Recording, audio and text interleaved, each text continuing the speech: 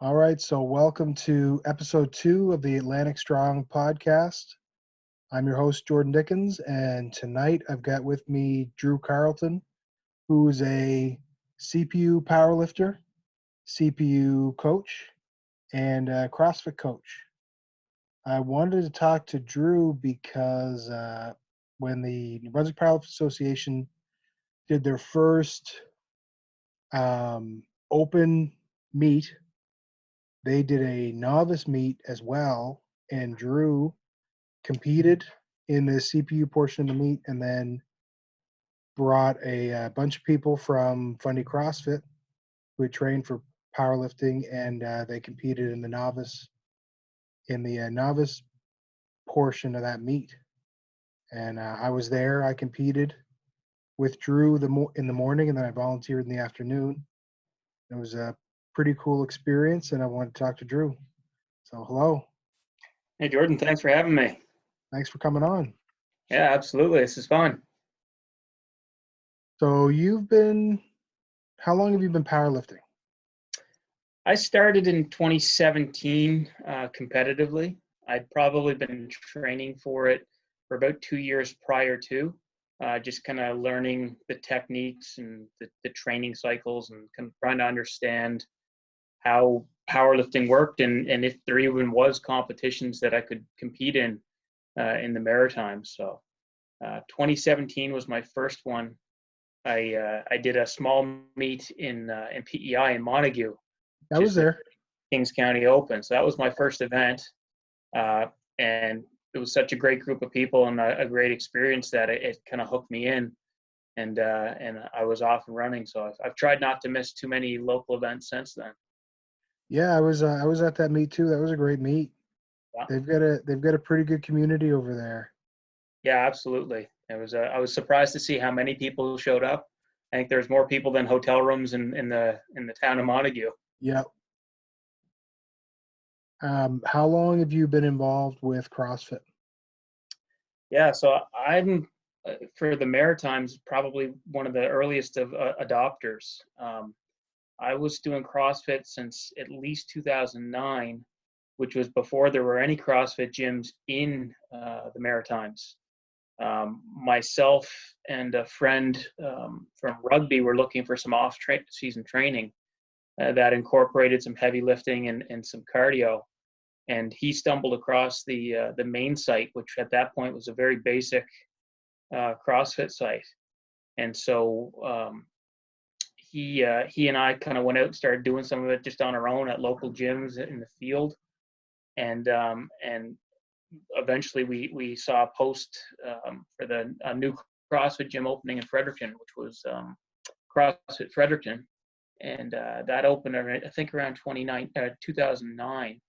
And that was actually kind of my first experience with the powerlifting, because the owners of that gym were Anthony and Jody Bainbridge, who are competitive powerlifters. And so even their programming for CrossFit incorporated a lot of the powerlifting modalities and kind of gave me that first glimpse at what powerlifting was all about. Right on.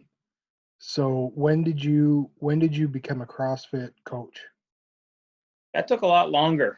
I probably did CrossFit for the better part of a decade before I started coaching. I think my first, they call it the level 1, which would be the intro coaching, in 2017 down in Massachusetts at it's called CrossFit, Reebok CrossFit 1. And then I just recently, this past summer in Ottawa, did my level 2 coaching. So I've sort of been coaching at the Fundy CrossFit for a few years now, but was kind of always doing a little bit of the coaching, right? Like, I'd be in there and see somebody with some technique stuff, and I'd go over and give them some tips just because I had the background in it. And eventually it just kind of became a natural progression to join the coaching staff. Right on. So you're coaching CrossFit, you start to get into competitive powerlifting, and then in 2018 you did the CPU coaching course? Yeah, so after my connection was Ryan Kells, who I knew both through CrossFit and through rugby and a number of other sort of social events. Yeah. He mentioned, Shout out to Cal's. Hopefully, we'll get him on the show soon. He's yeah, not much of you an won't get to author, talk though. if you get him on there. Yeah. Anyway, he and Jeff Butt were putting on the clinic at Moncton CrossFit, I think it was, and he mentioned it, and I thought that sounds perfect to me. It's another way to broaden my experiences in coaching and learn a little bit more about the sport itself and all the ins and outs. So yeah, 2018 is, I guess, when that got started. So when you're competing in powerlifting, you're coaching at Fundy CrossFit. Were there people you were coaching at Fundy CrossFit interested in powerlifting before you did the CPU course?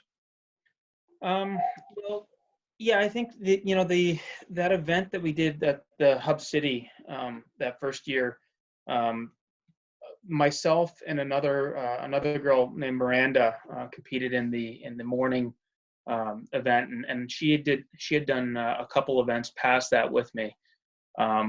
So she had been keen kind of from the start when I told her what I was doing. And then there's been a couple of other members who have a real knack for the strength sport that did that original open, that original Hub City, and have stuck with it ever since. So my wife being one of them, Anthony Woodland being another, and a number of others who have all now competed in several events, provincials and the second Hub City event. So we've now got a bit of a traveling team of Fundy CrossFit, Great. which has been kind of fun. Yeah. The 2018 Hub City Open.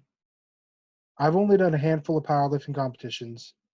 I think that the 2018, aside from 2017 Easterns, which is a big competition, we did it down at the Weston, Nova Scotia, downtown Halifax. It was great. Aside from that, the best competition that I've done, or the best competition that I've been involved in that was put on, was that 2018 Hub City Open. It was a great space. They had lots of equipment. It was run really well. It was quick. Yeah. We did 3 flights in the morning and 3 flights in the afternoon, I think. It was fantastic. Yeah, I really get to hand it to the organizers, especially for some who probably that was maybe even their first event to run. They really ran it smoothly. I know that Nova Scotia Powerlifting was a big part of helping make those events run smooth. So it was really great. And I think it's probably, was a critical factor in hooking some of these new athletes into the sport. For sure. To make sure that was, smoothly run and they could see, what an event actually looked like. Yeah. Yeah, they had done the NBPL had done in that May, had put on the junior and sub-junior provincials for New Brunswick and Nova Scotia, which I think was a pretty good first competition to kind of run, not on their own, because a lot of guys from Nova Scotia came up. I know that Ryan Kells had come up to referee for that one, and a few other guys had come up to volunteer. But when they did put on that Hub City Open, RJ and Cullen and Jessica, they really hit their stride, and hopefully they get to do another competition this year. Yeah. The notice just coming out today puts a lot of pressure on some lifters who maybe haven't hit totals that they were hoping for. Yeah. Both Tony and my wife have recently hit some pretty decent provincial numbers. They've got some provincial records now, and both of them had some aspirations for maybe going to regionals and seeing if they could qualify for nationals. So not having a regionals to go to, trying to get those numbers up in the right categories just to see if they could go to nationals would be, a really big thing. But obviously, it's not really under our control right now, and yeah, with the event being in Newfoundland, there's all kinds of challenges with even if you could get in. So who I knows? thought, I thought it was going to be, is nationals in Newfoundland this year Think or so, yeah. next year? Sorry, because regionals was going to be in Sydney. Yes, yeah.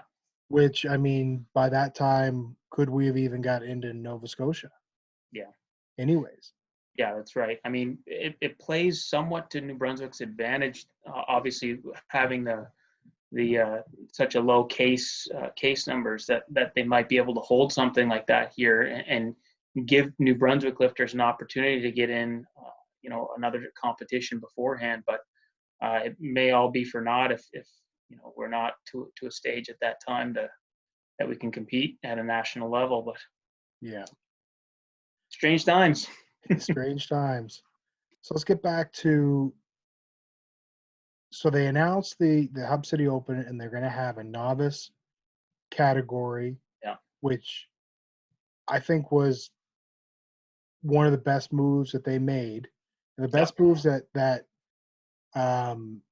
powerlifting organizations have been doing, because it takes all the pressure off of the beginner individual in, paying out some money for a CPU membership, an NBPL membership, getting all the equipment, maybe not really knowing what equipment they need, what equipment to buy. And with these novice categories, come in shorts and a t-shirt, no membership required, bring the gear you got.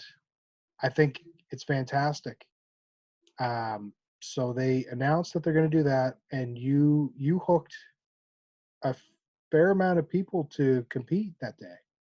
Yeah, so one of the I'll say the mottos, if you will, of CrossFit is try new sports.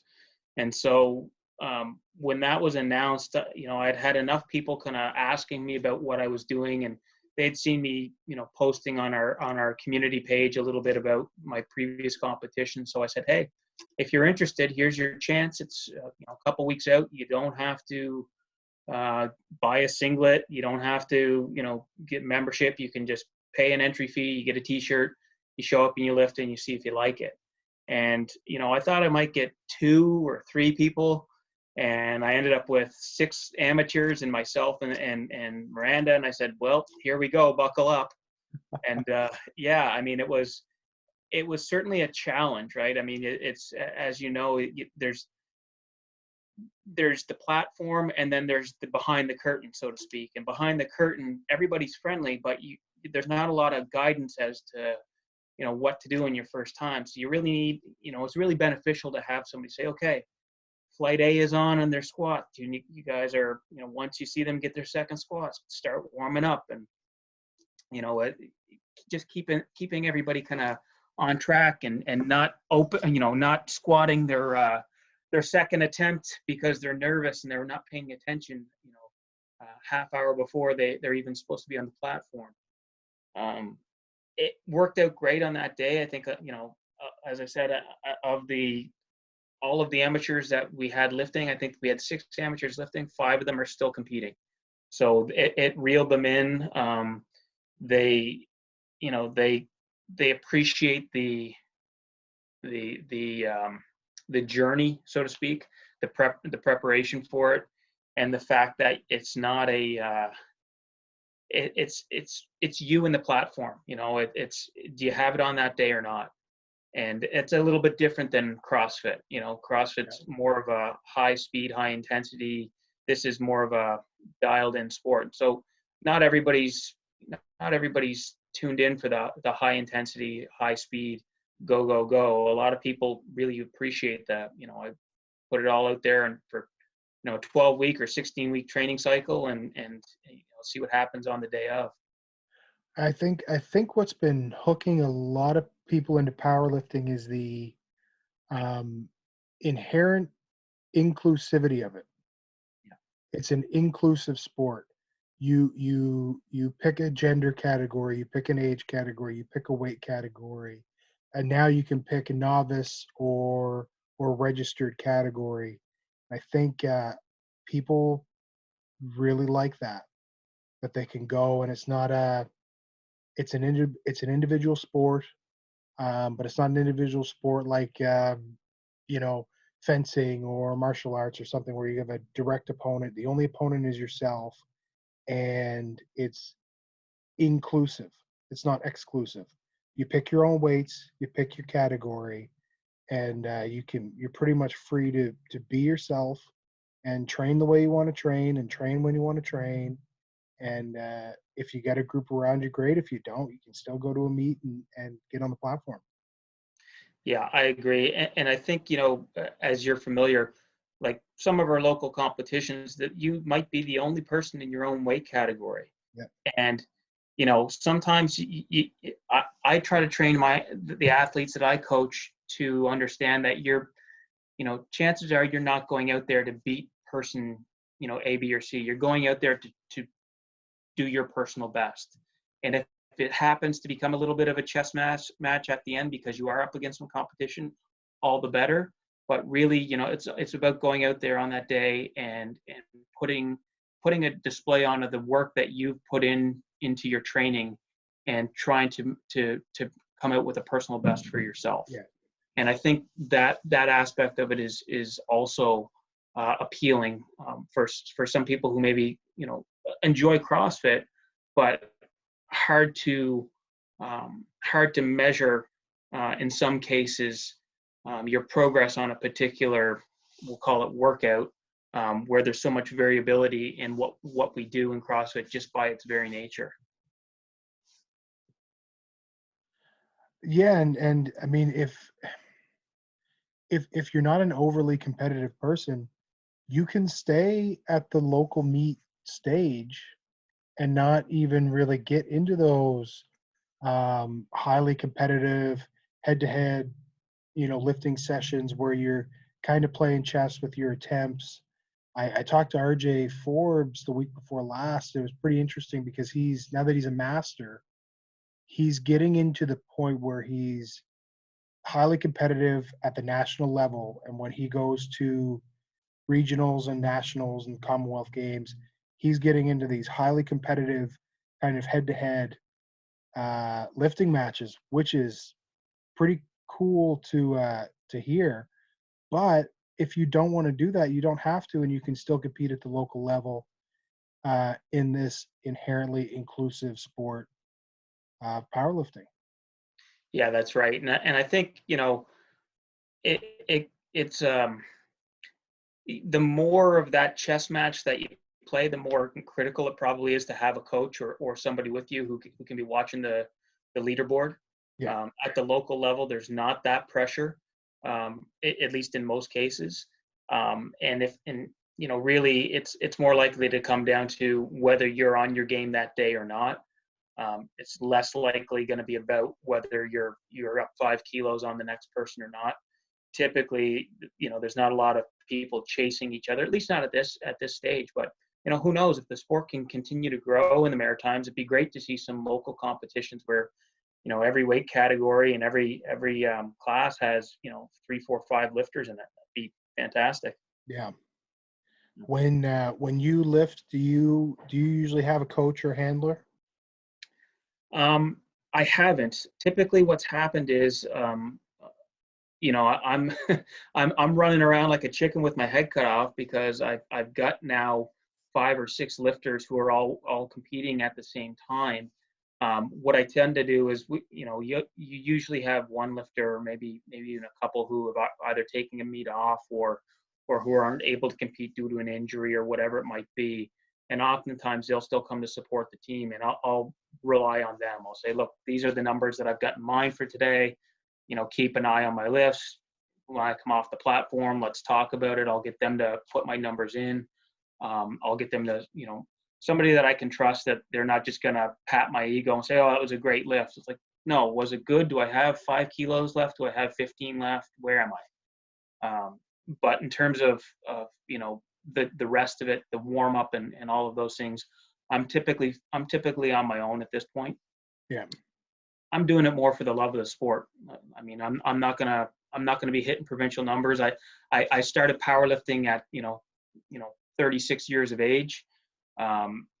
I do it because I love it. I love the process and the journey, and I love coaching athletes and seeing their success. So, if I'm going to have 6 athletes who want to show up at every event, I can pretty much guarantee that I'm going to be putting a lot of my focus on that day on them and not on myself.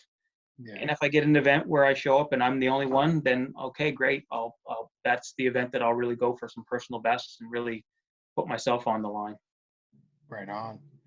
So what was it like that first meet of handling 6 lifters Yeah. in the back? I'll tell you, it was probably of all of them, it was the easiest because we had that separation of morning and afternoon. So we could Yeah. focus on, and that was the best way to do it, like to focus on one side at a time.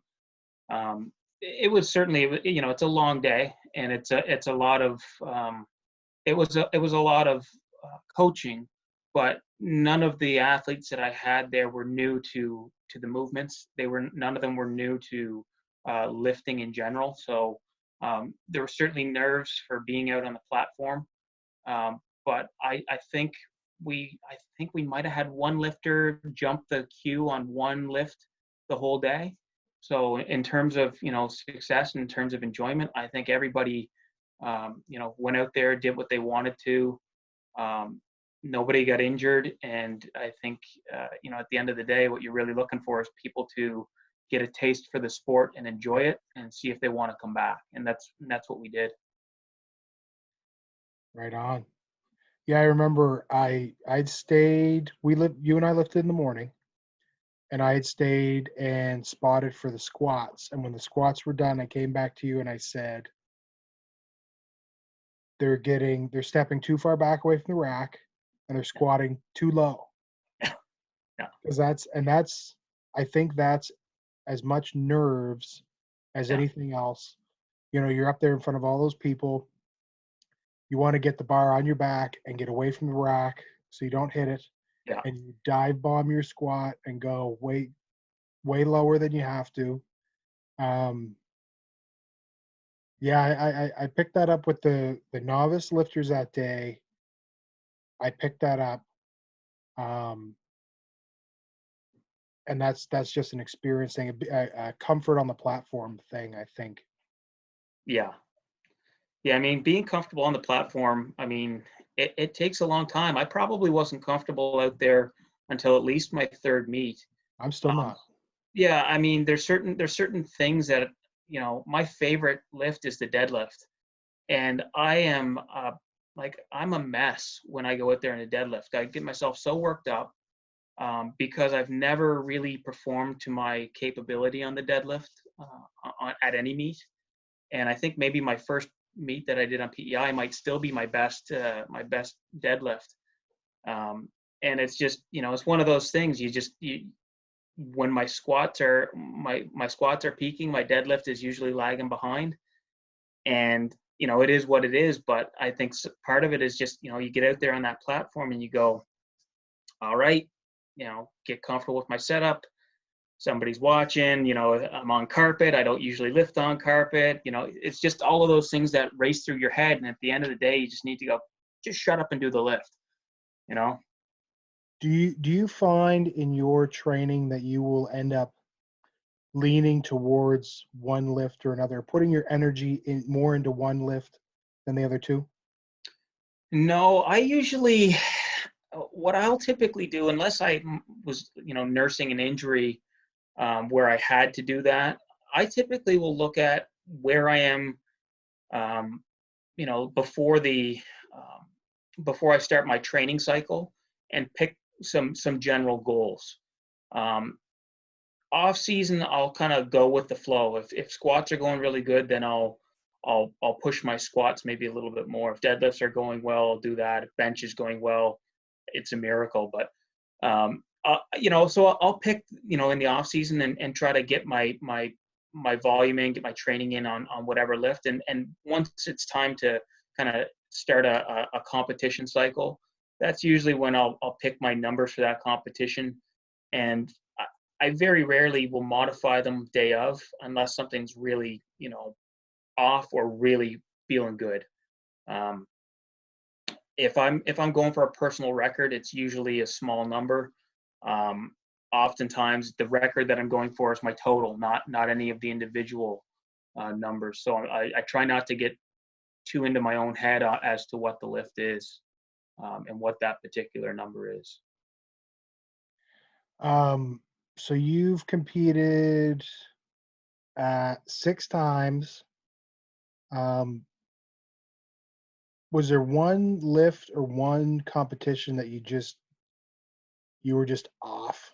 You just didn't do what you know you could have done? Yeah, What was your worst lift in competition? it's funny. I don't know that I've had one full competition that was every lift felt terrible. I think I want to say it was the provincials last year.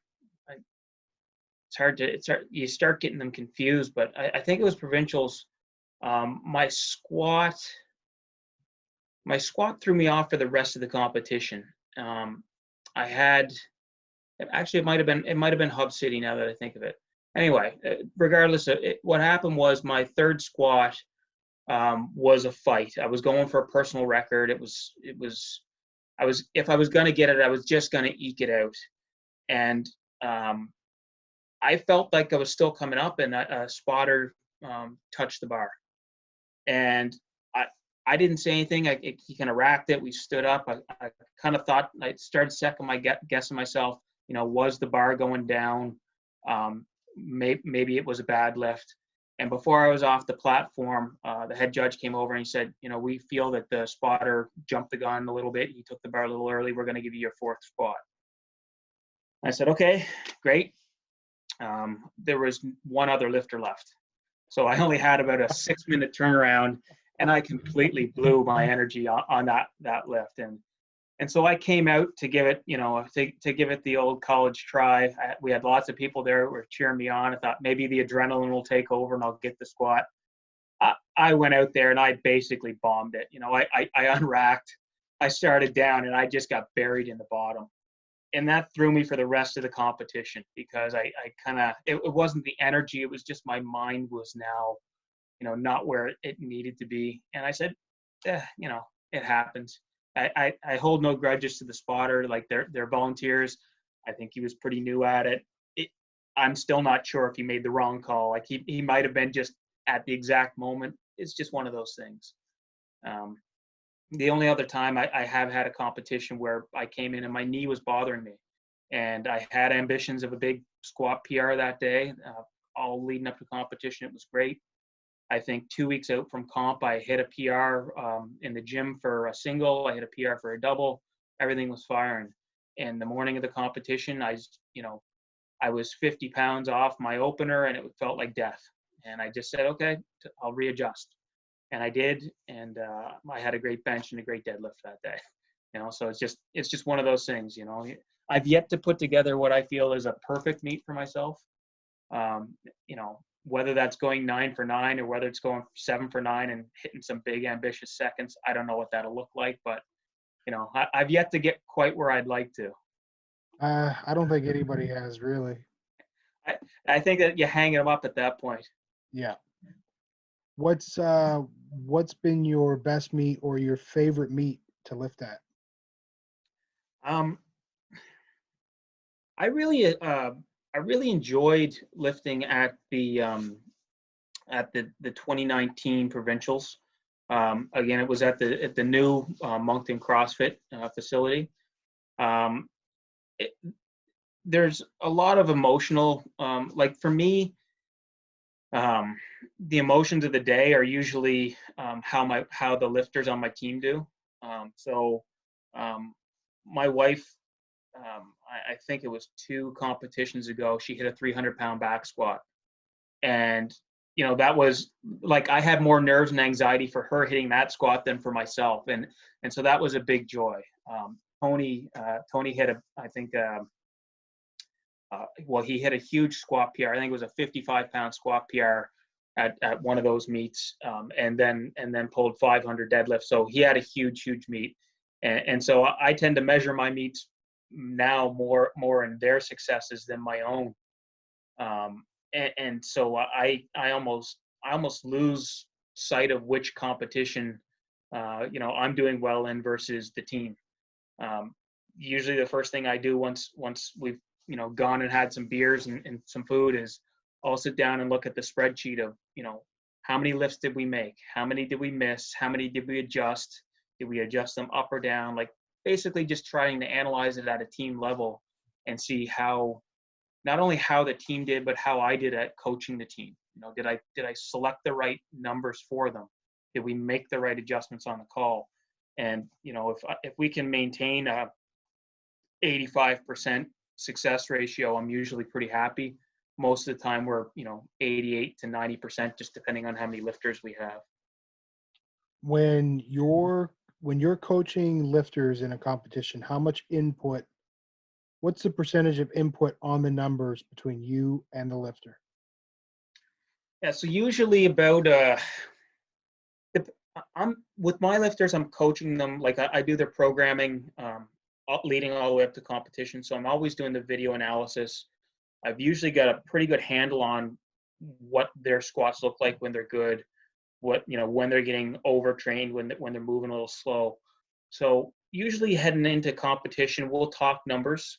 They'll kind of give me what they think they're capable of. I usually have a number in my head that I think they're capable of. We typically will settle somewhere in between to begin with, and then I'll try to encourage or nudge those numbers up to where I think they should be.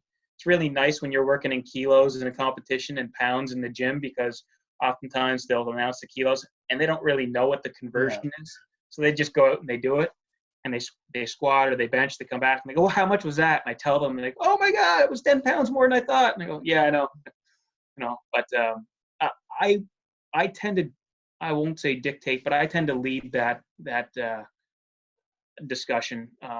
The more experience the lifters get, the more I will weigh their input. So Tony is one of them. I've got another guy, Jason Parker, who's been lifting with us for quite some time. He's now done his coaching. He's got a real keen interest in it. Jason, I will often rely on Jason to watch my squats, my bench, and give feedback. Those guys, I have a lot of faith that if they come off the platform and say, I've got 5 kg in me, or I've got 20 kg in me, like I'll listen to them and we'll say, okay, let's go for it. Other lifters will often come off and say, I don't know, what do you think? And we'll go, well, let's stick with the game plan, and I'll put in the third that they, that we had discussed a week before, and usually it works out. I always like it when they come off the platform and go, I had a little bit more in me. Gives them a little bit more fire for the next time. You go, oh, next time you'll have a little bit more in you. Yeah, it's always a little disappointing to come off after a third and know that you had more, but it's also it's good and bad. Yeah. It's bad when you know you had more. If I had a fourth attempt, I'd get more. If I could turn back the clock 2 minutes, I could get more. Mm. But then you go into your next training cycle, like you said, with a little bit more gumption to go a little harder because you knew you had it in you. Yeah, and I think there's also a big difference between, I know I had, I had 5 kilograms more, and geez, I think I had like another 20 in me. Right? Like it's one thing to go, maybe it's just the adrenaline and the emotion right now because you hit that big lift that you think you had more. But usually if somebody comes off and goes, I had a lot more in the tank, that's when you go, well, crap, we missed them. We made a mistake. I haven't seen that too often, at least not in my lifters. But I came off the platform at the Hub City Open in 2018. I think I'd done 565 or 570 on the deadlift, and there was guys in the back that are like, you probably could have done 6. And I'm like, if I had known that I could have done 6 10 minutes ago, I would have done 6. Yeah. And yeah, it's frustrating. And that's, I think for me with my deadlift, that's where my mind is at. I've had enough missed third attempts that have gotten to my head where I've come off the platform and people have gone, geez, after your second, I was sure you were going to have that. Yeah. That now I've been really conservative on my third. and there's been a couple times where, I've pulled 475 or whatever it might have been, and I came back and I went, damn it, I had 495. Maybe I had 5 today. I don't know, but I didn't go for it at the time. I ended up with 3 good lifts, so maybe if I had gone for it, I would have missed it, and who knows. That's kind of the fun of the sport, right? You only get 3 shots up there, and Yeah. you're done when you're done. So, trying to think what else.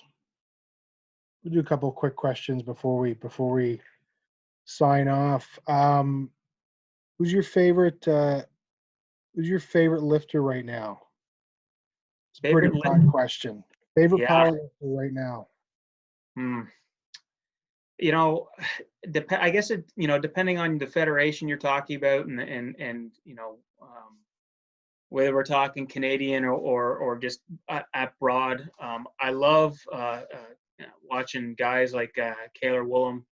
I love some of these young big kids that are just going out in there and crushing things. Um, uh, he's retired from competitive lifting right now, but my favorite lifter to follow is Chris Duffin. I love what the Kabuki strength team is doing in general. I love watching a guy his age doing those feats of strength that he does. I think it's just incredible.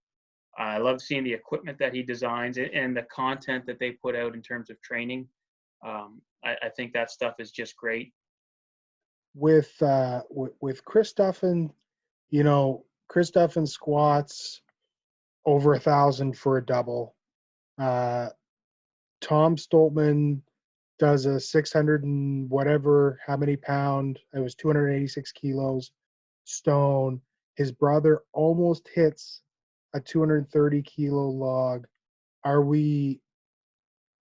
Do you think we're at the point now where we have to accept that there is no ceiling? I think that's the best way to proceed. I mean, who wants to live in a world where you go, we've already seen it all done. Yeah. There's nothing left to be accomplished. I mean, I love seeing some personalities in the sport. I love this little, this spat between Eddie and Thor. But I love that it's driving, it drove Thor to go for that deadlift. And again, there's another guy, he walks off the platform and people go, he had more in him. Yeah. I love seeing that competitive drive, and I mean, it's a great time to be a fan of competitive, strength sports. You're seeing more and more organizations coming online. You're seeing more and more people interested in watching it. I love seeing the new names and faces coming into the sport. It's great. I mean, the History Channel showing, competitions with the strongest man in history, and like there's just so much content out there right now. I think it's fantastic to see. I mean, even if we reel it back into, drug tested federations, and a guy like Blaine Sumner hitting a 515 kilo squat in single ply gear, Yeah, or Ray his Williams bench. hitting 1080, his bench, he was doing 700 or 800 for doubles in a Yeah. single ply shirt the other day. Oh, what irregular strength? What's his name? He's going for the 800-pound Oh, raw bench press. Julius Maddox, Julius Maddox. I mean, 800-pound bench press raw. This is insane. These are numbers that, I don't know if it's the training is smarter, the equipment is better, the supplements are better. I don't know, but it's so crazy to see. I love it. I mean, even watching somebody like Steffi Cohen, squatting weights that I'm envious of. Yeah. It's like you just see these things and you go, it's mind-boggling. I think it's the best time to be involved in and be a fan of strength sports ever. I mean, you start looking at, videos like Big Laws over in the UK. He's been putting out these videos like the history of the log lift record or the history of the deadlift record. Like Bill Kazmaier 30 years ago, the log lift record was only 330 pounds. Yeah. And Luke Stoltman was going for 8.4 kilos, Yeah. less than 30 years later. Yeah, the equipment's better, the training's smarter, the food is better, the drugs are better, everything's better. Well, and the equipment is more accessible. I think that's Yeah. the other big thing. If CrossFit can be, given a pat on the back for anything, it's, barbells are in everybody's homes these days. I mean, I'm sitting in my home gym right now. I've got 4 barbells in this house, and 20 years ago, like the cost to acquire that kind of equipment would have been difficult, but just to try to find somewhere to purchase it would have been challenging. Now Rogue is putting out logs. They're putting out, all kinds of strength sport equipment. It's really fun to see the stuff that I could, go online and in 5 minutes have shipped to my door for some astronomical price. But it's out there. And I think, 20 years ago, guys were trying to put together stuff in their own backyard. Now you can buy an Atlas stone kit and have your own set of Atlas stones to play around with. All you got to do is pour the concrete. Not even that, but the equipment they were using in international competitions was stuff that some guy made in his backyard. Yeah, that's right. Yeah. Hand carved logs out of wood that wasn't dried, and yeah. Now you see this. What is the Rogue's Wheel of Pain, or with 40,000 pound, there's no limit. There's no limit. Like as insane as you want to make it, they'll build it. Yeah. We're living in a world now where there's potentially no ceiling to what a person might be able to lift. I look at Ray Williams.